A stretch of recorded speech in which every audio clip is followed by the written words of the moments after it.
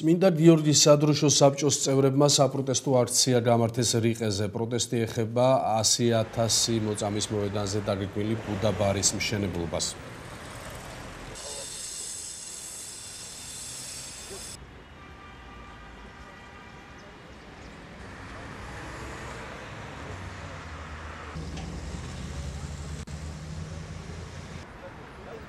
დღევანდელი ჩვენი თავშეყრის მიზეზი განპირობებულია იმით, რომ ჩემს უკან მდებარე ტერიტორიაზე, რომელიც არის წმინდა 100,000 წამებული სისხლით გაჟღენთილი და გაპუხილი, დღევანდელი ხელისუფლება და მავალი ცდილობს, რომ ააშენოს ბუდა ბარი. სრული პასუხისმგებლობით ვაცხადეთ შემდეგს, რომ თუ კი ეს მშენებარი ობიექტი არ იქნება დაკონსერვებული და არ იქნება ალტერნატიული სადმე ტერიტორია შერჩეული ამის ყველაფრის განსაშენებლად, ფაქტიურად ჩვენ პერმანენტულ აქციებს დავიწყებთ. ეს 100,000 მოწამე შეეწირა ქრისტიანულ რელიგიას, ქრისტიანულ რწმენას.